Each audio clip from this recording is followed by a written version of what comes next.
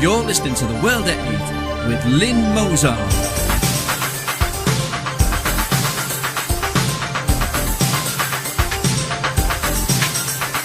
The World at 8, the number one in nationalist news.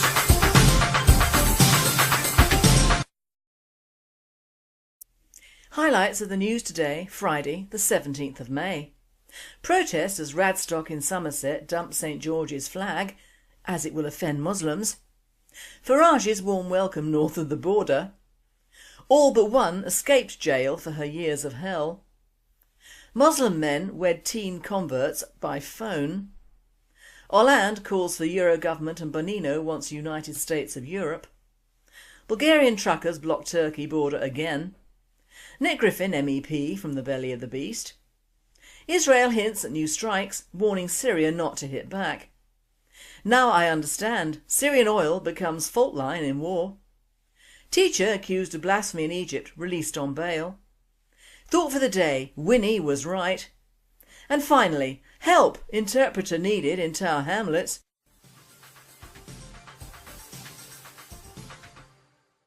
UK news. Protests as Radstock Somerset dumps St George's flag, it will offend Muslims. Protesters from the newly formed Raise the Flag for Radstock will meet outside the Radstock Museum in Radstock, Somerset on Saturday 18th of May 2013 for a peaceful protest against Radstock Town Council's decision not to purchase a St George's flag for the town. According to This Is Somerset, they have been enraged by comments made by Councillor Alina Jackson. She felt that the George flag was inappropriate given its links to anti-Islam campaigns between the 11th and 16th centuries while the council was deciding which flags to purchase. Councillor Alina Jackson, Labour, Radstock, a university lecturer and teacher, said its use during the Crusades of the 11th, 12th and 13th centuries could mean the English national flag could be seen by some as offensive. She added, "My big problem is that it is offensive to some Muslims, but even more so that it has been hijacked by the far right. My thoughts are that we ought to drop it for 20 years. She suggested the Union flag was a more inclusive and suitable way of displaying national pride. The council will also be flying the In Bloom flag at the Miners' Memorial Garden to celebrate the town's achievements in the gardening competition and the rainbow flag of the symbol of lesbian, gay, bisexual and transgender pride movements at appropriate times of the year." John Clements, Vice President of National Patriotic Group the Royal Society of St George, branded the decision nonsense and said censoring of the national flag played into the hands of the far right.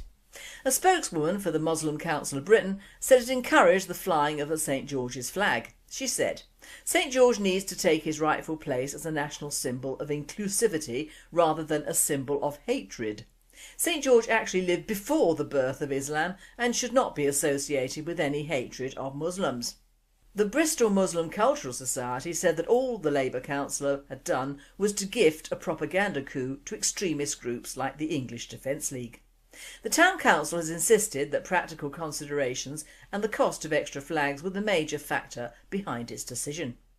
A World at 8 writer says, "Occasionally I have to agree with the sentiments expressed, not because they claim to play into the hands of the so-called far right, but because it demonstrates the manner in which the media and politicians manipulate the news to their own ends.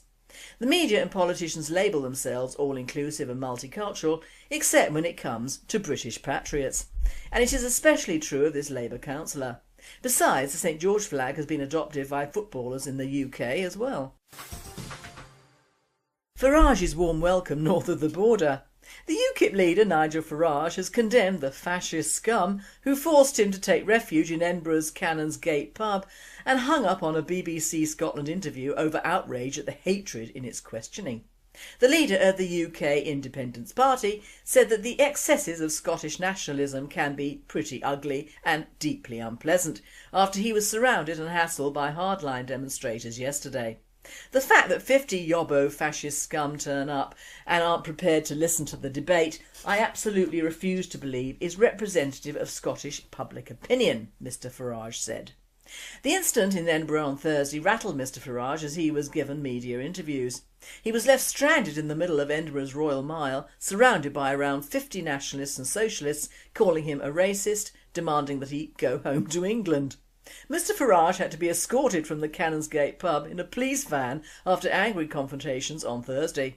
He spoke to BBC Good Morning Scotland about his ordeal, but ended up leaving the phone call early in protest at their line of questioning. World at 8 says, oh dear, poor old Farage being called a racist when he's run his entire campaign in the UK on being anti-racist. Oh well, coals to Newcastle and all that, now he knows what we have to put up with. All but one escaped jail for her years of hell. Enkata Balapovi, 54, a butcher, who forced an Indian woman into modern-day slavery and raped her, was jailed for 11 years today. He subjected the 39-year-old to 4 months of sexual abuse behind his wife's back, while forcing his victim to sleep on the floor of his single-room flat. He forced the woman to cook and clean for him and threatened to burn her passport unless she stripped naked and performed sex acts. The illiterate woman had been lured to the UK with the promise of work as a nanny, hoping to earn money for her poverty-stricken family in India.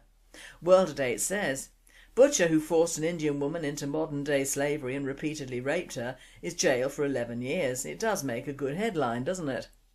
Shamina Yusuf, 33, had first recruited the woman when she came to the UK in 2005 to earn money for her family in Hyderabad, India. The woman's passport was seized by Yusuf as soon as she arrived, and the woman, who is now wheelchair-bound, was passed between 3 families as a dog's body and sex slave, earning just £2,300 for years of gruelling work. The woman was passed between the Yusufs, the Oberais and the Balapovas, and found herself locked indoors and forced to work 16 hours a day during a 4-year ordeal at their hands. Shashi O'Bry, 54, held the woman as a sex slave for her husband, Balram O'Bry, 59, and threatened her with a knife when she tried to escape.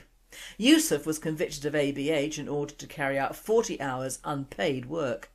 Balram O'Bry has been accused of trafficking and making threats to kill, but the prosecution offered no evidence against him because he has a brain tumour and is on his deathbed at home.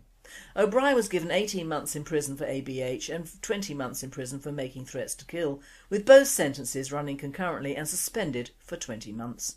Despite dubbing O'Bry as wicked, Judge Shani Barnes spared her a jail sentence because she is the primary carer for her terminally ill millionaire husband. And still the woman was denied justice, as all but one escaped jail for her years of hell. Yup, butcher who forced an Indian woman into modern-day slavery and repeatedly raped her is jailed for 11 years does make a good headline. All of those involved should be deported immediately. The sole carer for a millionaire is absolute crap. He can afford anyone. Get rid of them all now. What compensation will this poor Indian woman get for being in a wheelchair? Make the millionaire pay a huge amount and then get rid. Nationalist justice at its best.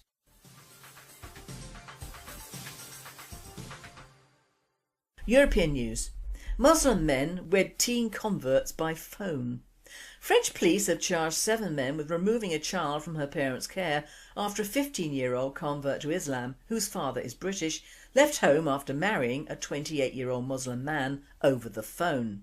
The charges were brought in an investigation by police in the eastern French town of Mulhouse, in a shady online scheme which put Muslim men in contact with young girls who are newly converted to Islam.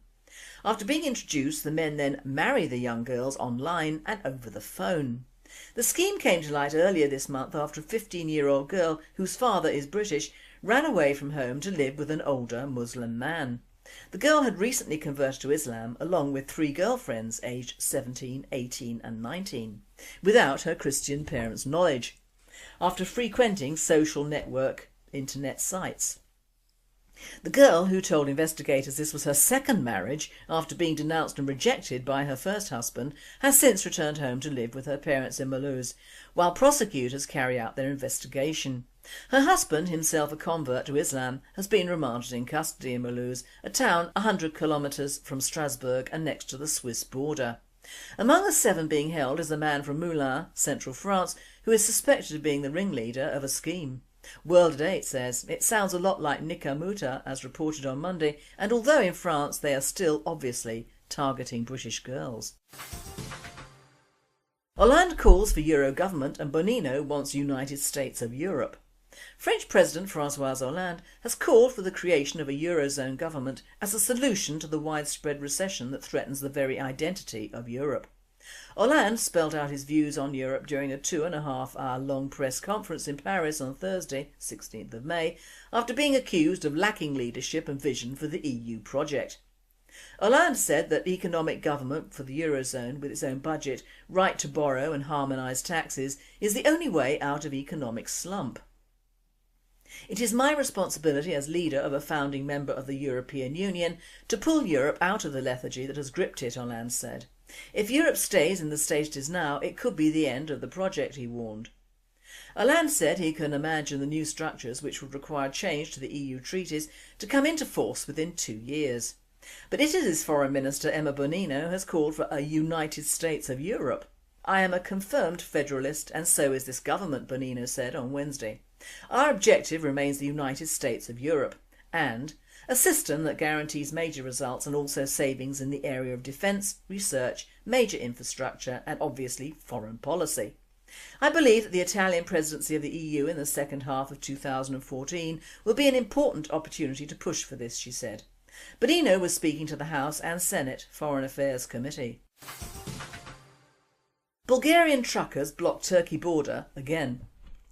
Bulgarian truck drivers blocked on Thursday the EU country's 2 major border checkpoints with Turkey for a second time in a week to protest lengthy customs procedures on the Turkish side, state BNR radio reported. A 10-kilometre, 6-mile queue of trucks built up at the main Kapitan Andreevo checkpoint on the Bulgarian side, with another 5-kilometre long line at the smaller Lesovo checkpoint further north, the radio said. There were also thought to be lengthy build-ups on the Turkish side of the border, a major crossing point for goods from the Middle East going into Central Europe, and for EU goods going into non-EU Turkey and beyond. Drivers and truck owners are protesting the hurdles for their business on the other side of the border and unfair competition. They complain from unfounded restrictions such as not allowing into Turkish territory trucks carrying over 500 litres of fuel or making drivers wait at the Turkish border for days. One of the transport company owners, Georgi Donchev, was quoted as saying earlier that Bulgarian state must do something to protect their business and income as they provide jobs and have families to feed. Donchev informed that he had access to a letter signed by the Turkish customs chief asking subordinates to conduct stricter checks of foreign vehicles, particularly Bulgarian ones. He explained drivers were often forced to resolve their problems through bribes.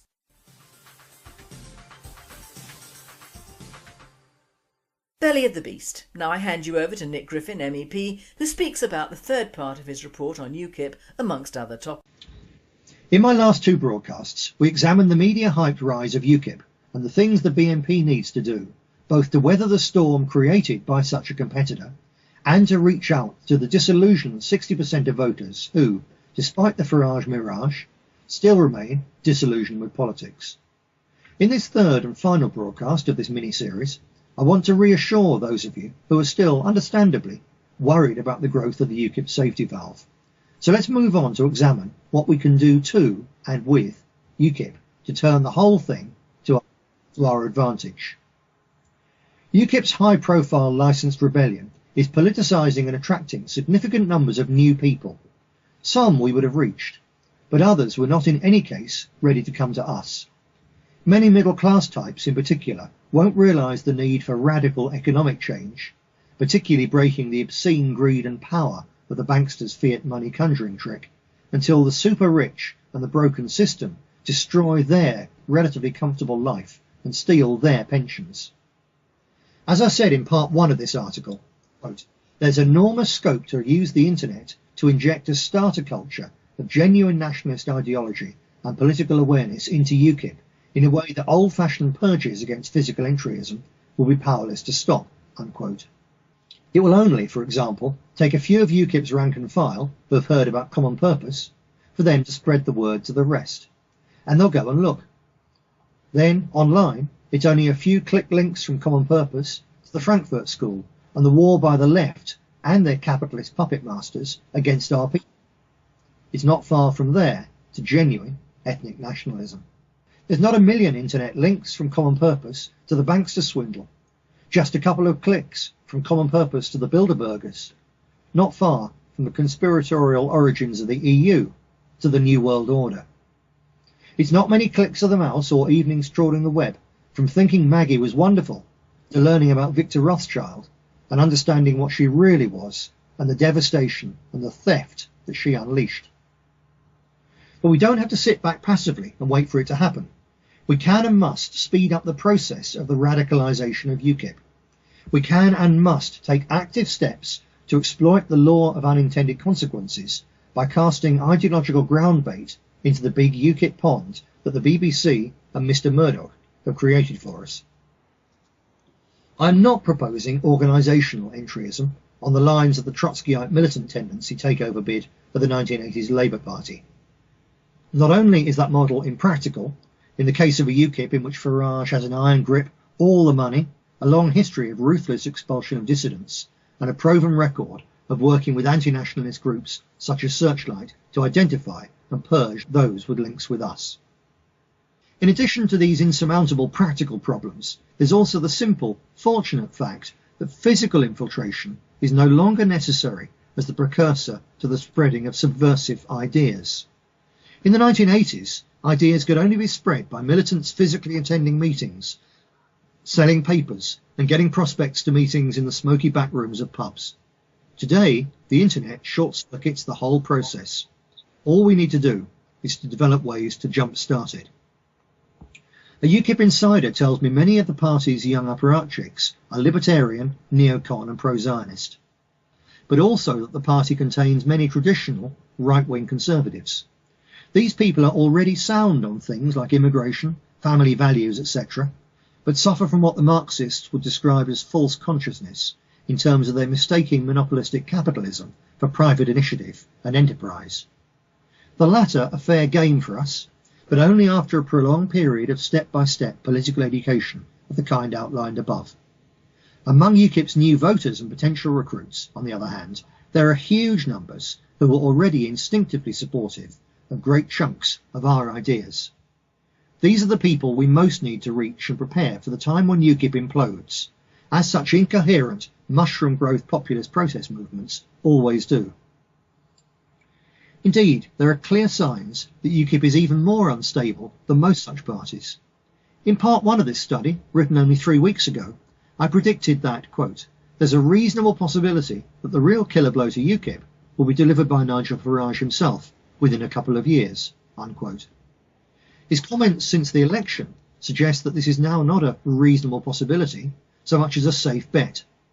Farage is now openly talking about a deal with the post-Cameron Tory party, a deal which could easily see an early referendum, Nigel and some of his cronies getting safe seats, and the actual or effective destruction of UKIP as a separate party. At which point, the huge patriotic protest vote they've mobilised will be freed up for us, not least because UKIP has already destroyed the several civic nationalist splinter groups which previously used on occasion to get in our way. So for all genuine nationalists, there are only 2 realistic paths ahead.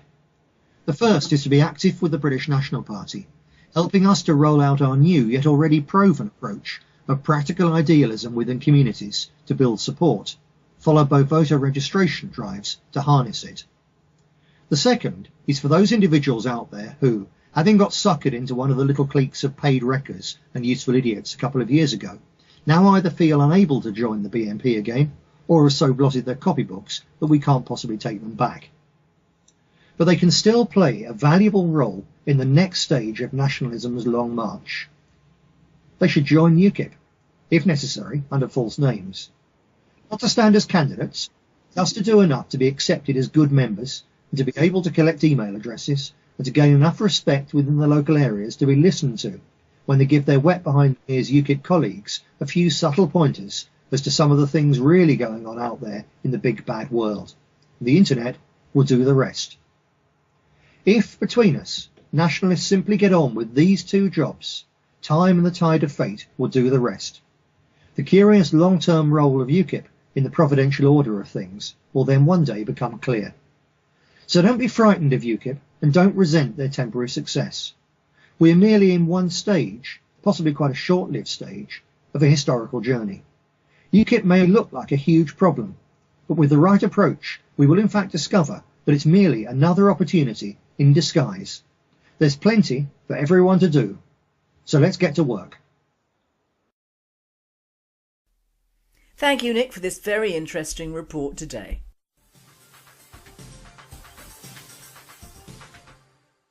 World news. Israel hints at new strikes, warning Syria not to hit back. For several hours on Wednesday, Israel closed Mount Hermon above, a popular tourist site in Golan Heights, after mortar shells fired from Syria landed there. In a clear warning to Syria to stop the transfer of advanced weapons to Islamic militants in the region, a senior Israeli official signalled on Wednesday that Israel was considering additional military strikes to prevent that from happening, and that the Syrian President Bashar al-Assad would face crippling consequences if he retaliated. The Israeli official, who has been briefed by high-level officials on Israel's assessment of the situation in Syria, declined to be identified, citing the need to protect internal Israeli government deliberations. The precise motives for Israel's warnings were uncertain. Israel could be seeking to restrain Syria's behaviour to avoid taking further military action or alerting other countries to another military strike. That would increase the tension in an already fraught situation in Syria, where civil war has been raging for more than 2 years. American and Israeli political analysts agree that Israel has little motive to intervene in Syria's civil war, but that it is deeply concerned about the transfer of advanced weapons, as well as the danger that Mr Assad's stockpiles of chemical weapons could be used against it. World Date says, also chemical weapons and more supplied to the so-called rebels, I would think. Now I understand, Syrian oil becomes fault line in war. The province of Hasaka is the Syrian oil tank. Before the revolution, its 170,000 barrels per day accounted for more than half of the country's oil production, thus representing the backbone of those oil exports covering a third of national export revenues. Syrian oil engineers working in the province told Al Monitor that the Democratic Union Party, affiliated with the Kurdistan Workers' Party, currently controls around 60% of the oil fields, leaving the remaining 40% in the hands of several factions of the Arab opposition. Since the conflict engulfed the route of the pipelines to the refineries, however, the drills have stopped working. Despite such a fragmented context, the European Union on April the 22nd decided to lift the oil embargo on liberated regions in Syria in an attempt to support the opposition. The move, though, is likely to stir up Kurdish-Arab strife and catalyse regime raids on a region that has largely remained immune to the conflict so far. The war for control of Syria's energy resources has not even started, but mutual allegations are already circulating between the parties involved, which accuse each other of cutting power supplies and dealing with the regime. Exporting crude oil to Europe would encourage ethnic strife, but Syria's rebel-held areas urgently need to produce or import fuel, electricity and gas to meet the basic needs of the population under its control, unless the undesirable option of trading with the regime is brought back to the table. World Date says, so once again black gold and greed is at the bottom of yet another human disaster. Teacher accused of blasphemy in Egypt released on bail. Investigation continues even though school and government found no wrongdoing. A Coptic Christian teacher, Dimania Obeid Abd al-Nur, a first-year teacher, has been accused of insulting Islam in Egypt. Al-Nur, who was accused of committing blasphemy and evangelising in school, was released yesterday after posting nearly $3,000 in bail. A judge reversed a May the 11th order that the elementary social studies teacher remain in jail for 15 days after she posted bail of 20,000 Egyptian pounds, which is equivalent to $2,864 US. She awaits a court hearing next week to see if she'll be formally charged with a crime, rights advocates said. Her court hearing is set for Tuesday, May the 21st, according to court documents. The Prosecutor General's office continues its investigation. If attorneys there decide to formally charge her, prosecutors could go forward with the trial the same day. Egyptian law allows citizens to file lawsuits against anyone who has transgressed the exalted right of God. Many blasphemy cases are filed in such a manner.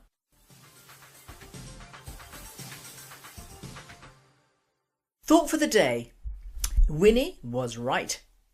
Well, it has to be said that Winston Churchill, in a text which I'm going to read, was right, and he said it before Enoch. Yet another wise and foreseeing political figure, but the sad thing about this Churchill text is that it was a victim of political correctness, perhaps earlier than even we in nationalism realise. Winnie said this in 1899, well before the World Wars, the Serbs fighting for their homeland, and the clusterfuck that is the Middle East, and also well before the massive immigration from Islamic countries to Europe, the UK and the States. The attached short speech from Winston Churchill was delivered by him in 1899, when he was a young soldier and journalist. It probably sets out the current views of many, but expresses in the wonderful Churchillian turn of phrase and use of the English language, of which he was a past master. Sir Winston Churchill was, without doubt, one of the greatest men of the late 19th and 20th centuries. He was a brave young soldier, a brilliant journalist, an extraordinary politician and statesman, a great war leader and a British Prime Minister, to whom the Western world must be forever in his debt. He was a prophet in his own time. He died on the 24th of January 1965 at the grand old age of 90, and after a lifetime of service to his country was accorded, rightly, a state funeral. Here is the speech. How dreadful are the curses which Mohammedism lays at its votaries. Besides the fanatical frenzy, which is as dangerous in a man as hydrophobia in a dog, there is this fearful fatalistic apathy. The effects are apparent in many countries. Improvident habits, slovenly systems of agriculture, sluggish methods of commerce and insecurity of property exist wherever the followers of the Prophet rule or live. A degraded sensualism deprives this life of its grace and refinement, the next of its dignity and sanctity. The fact that in Mohammedan law every woman must belong to some man as his absolute property, either as a child, a wife or a concubine, must delay the final extinction of slavery until the faith of Islam has ceased to be a great power among men. Individual Muslims may show splendid qualities, but the influence of the religion paralyses the social development of those who follow it. No stronger retrograde force exists in the world. Far from being moribund, Mohammedism is a militant and proselyting faith. It has already spread throughout Central Africa, raising fearless warriors at every step, and were it not that Christianity is sheltered in the strong arms of science, the science against which it had vainly struggled, the civilization of modern Europe might fall, as fell the civilization of ancient Rome. Churchill saw it coming. What is amazing is the fact that us Brits, armed with this great man's thinking, and also that of Enoch Powell, have still insisted on walking right into the arms of Islam on a huge scale. There is no need for us to convert, we are almost 100% there already. I'll be quoting many of the Churchillian sayings, and one of the best that applies to life in the UK now is, "An appeaser is one who feeds a crocodile, hoping it'll eat him last." Also, "I hate Indians, they are a beastly people with a beastly religion." And last but not least, "Keep England white" is a good slogan. His lesser known quote of "I propose that 100,000 degenerate Britons should be forcibly sterilised and others put in labour camps to halt the decline of the British race" is a real doozy, and although Hitler followed almost the same lines, if we in the British National Party were to highlight this ideology, just imagine the media and lovers all fainting at the same time. We have to remember that Churchill's quote on Islam is amongst his writings on the Mahdi Wars in the Sudan, and if you recall, both Generals Gordon and Kitchener had inside knowledge of these people and their methods. The world has forgotten that old wars provide lessons for new ones, and we do have a war on our hands in this country, and in the words of Kenny Everett, my favourite comedian, and all in the best possible taste. Millions of followers of Islam have been chucked out of various other countries and have landed up thousands of miles distance in countries which, compared to theirs, are or were countries of plenty and opportunity, or else they would have gone elsewhere. There is no great historical link between Islam and the Christian churches or peoples. For many years since the Second World War, which didn't really affect Islam per se, we in the UK and Europe have been on the receiving end of millions of Muslims slithering their way into our countries with a massive agenda in mind. Remember, these people are of the hive mentality, totally unlike European and Christian peoples, and this hive mentality, whilst holding them back in their own countries, spurs them forward in the chosen countries of their choice. Churchill had great comments on communism and the Jewish people, and I will quote some later. There have been various articles on our website relating to Zionism and the Jewish people, and perhaps Churchill's saying can shed some light. I am in favour of the Jewish homeland, as I believe every culture, colour and nationality should have their own land. My beef is I don't want their land to be my land in my time. Now the Jewish people I have no problem with. They keep themselves to themselves, they integrate and they contribute to any country they flee to. And also remember they don't migrate whole tribes at a time, unlike Islam.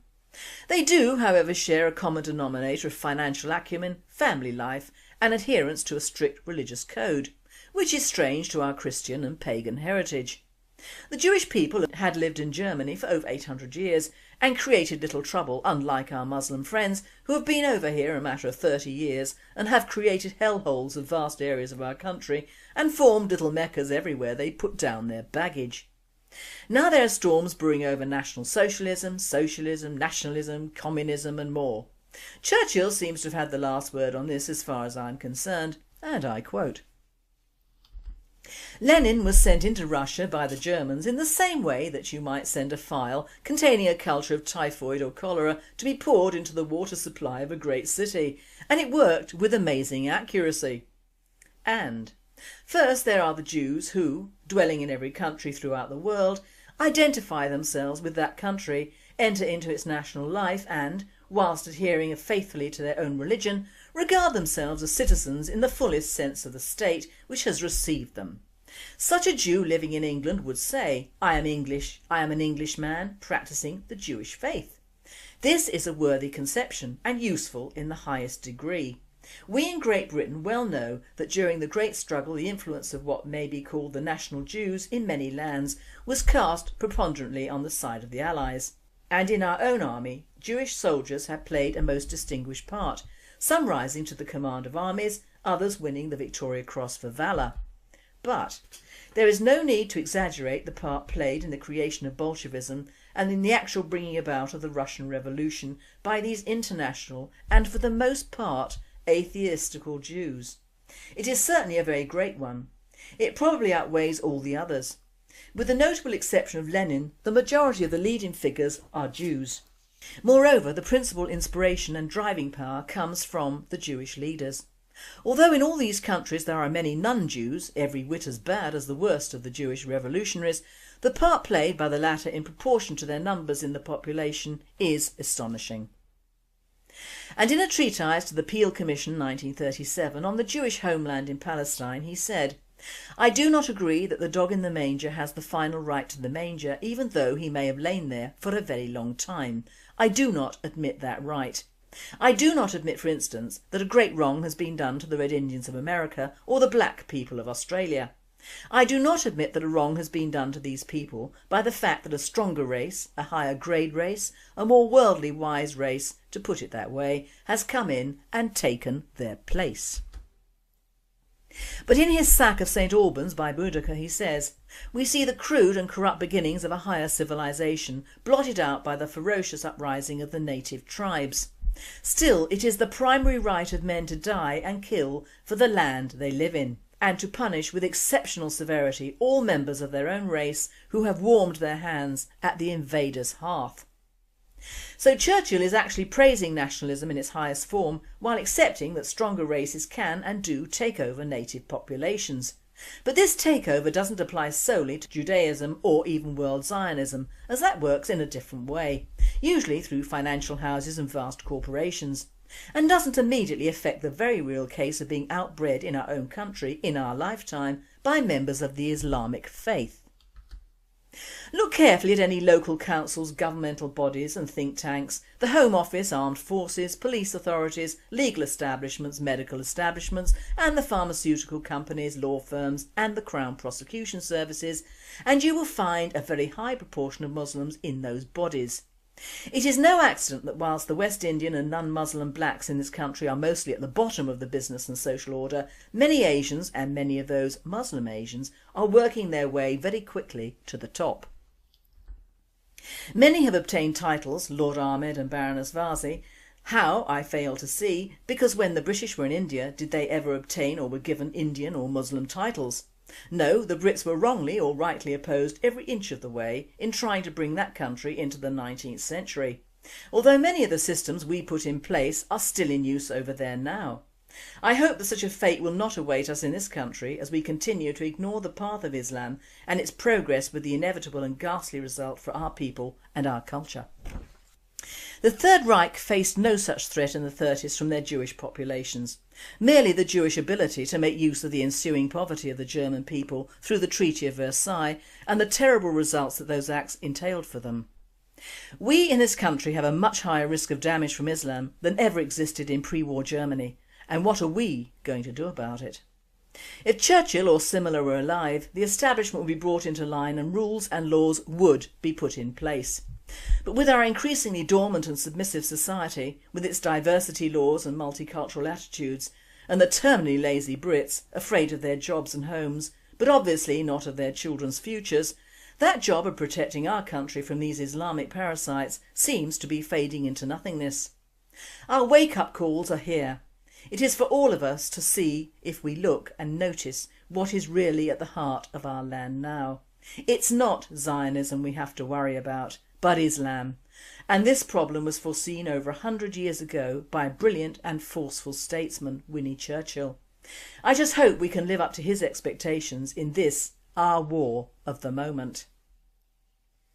I will finish on a lovely saying from him, which is why I will never be a true politician, because I give just the facts, ma'am, just the facts.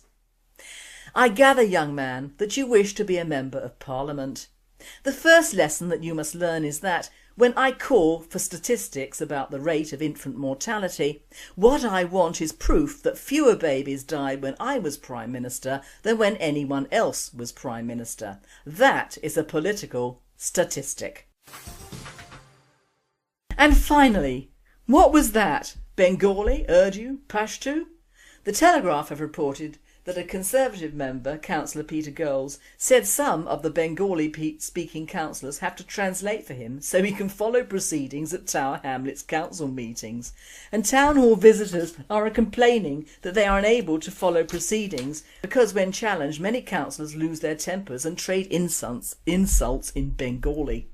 This follows the trend away from speaking English has increased this year at Tower Hamlets council meetings in East London, it's been claimed. Now, one of the councillors has made an official complaint about the use of Bengali, widely spoken amongst councillors who hail from Bangladesh, in the council chamber. Councillor Abdul-Ullah claims he was insulted, but some of the English-speaking councillors and public visitors fail to realise what had happened. The Labour councillor claims he was called a Surah Bacha, which means son of a pig, by a rival councillor during a heat exchange last month. The slur is extremely offensive to Muslims.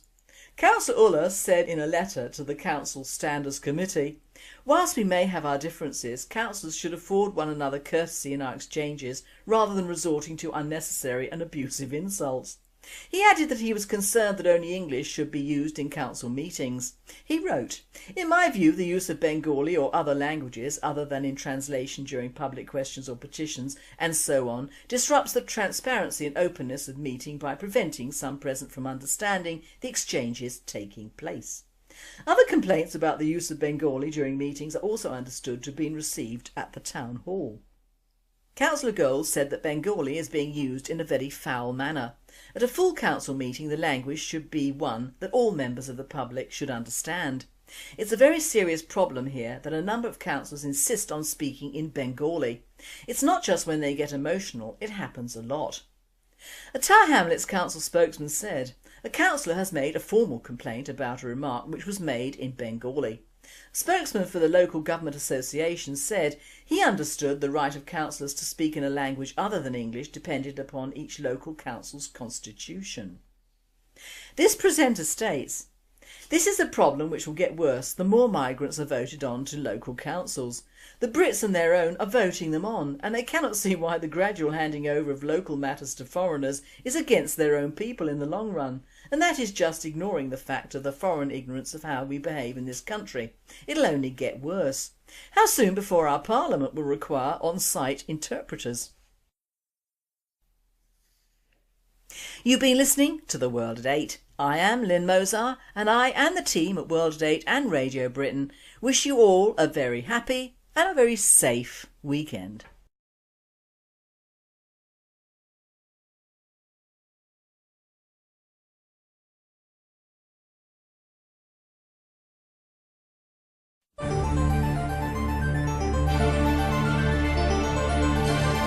You're listening to The World at 8 with Lynn Mozart.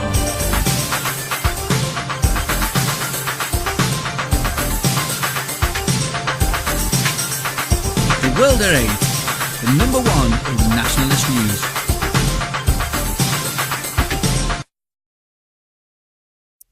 Highlights of the news today, Friday the 17th of May. Protest as Radstock in Somerset dumps St George's flag, as it will offend Muslims. Farage's warm welcome north of the border. All but one escaped jail for her years of hell. Muslim men wed teen converts by phone. Hollande calls for Euro government and Bonino wants United States of Europe. Bulgarian in bloom flag at the Miners' Memorial Garden to celebrate the town's achievements in the gardening competition, and the rainbow flag of the symbol of lesbian, gay, bisexual and transgender pride movements at appropriate times of the year. John Clements, Vice President of National Patriotic Group the Royal Society of St George, branded the decision nonsense and said censoring of the national flag played into the hands of the far right.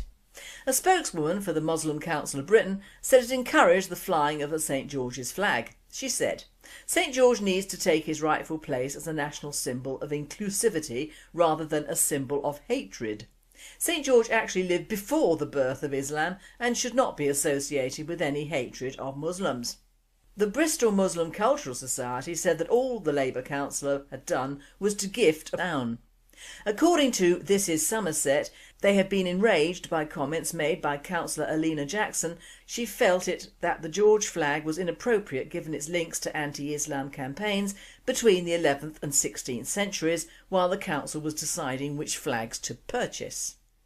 Councillor Alina Jackson, Labour, Radstock, a university lecturer and teacher, said its use during the Crusades of the 11th, 12th and 13th centuries could mean the English national flag could be seen by some as offensive. She added, "My big problem is that it is offensive to some Muslims, but even more so that it has been hijacked by the far right. My thoughts are that we ought to drop it for 20 years.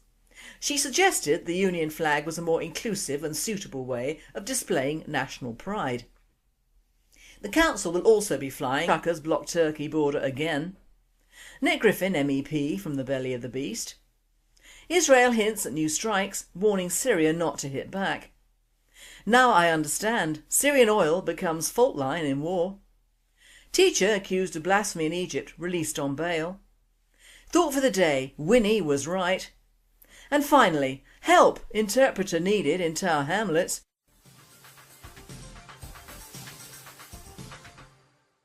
UK News. Protests as Radstock Somerset dumps St George's flag, it will offend Muslims. Protesters from the newly formed Raise the Flag for Radstock will meet outside the Radstock Museum in Radstock, Somerset on Saturday 18th of May 2013 for a peaceful protest against Radstock Town Council's decision not to purchase a St George's flag for the propaganda coup to extremist groups like the English Defence League. The Town Council has insisted that practical considerations and the cost of extra flags were the major factor behind its decision. A World at 8 writer says, "Occasionally I have to agree with the sentiments expressed, not because they claim to play into the hands of the so-called far right, but because it demonstrates the manner in which the media and politicians manipulate the news to their own ends. The media and politicians label themselves all-inclusive and multicultural, except when it comes to British patriots. And it is especially true of this Labour councillor. Besides, the St George flag has been adopted by footballers in the UK as well." Farage's warm welcome north of the border. The UKIP leader Nigel Farage has condemned the fascist scum who forced him to take refuge in Edinburgh's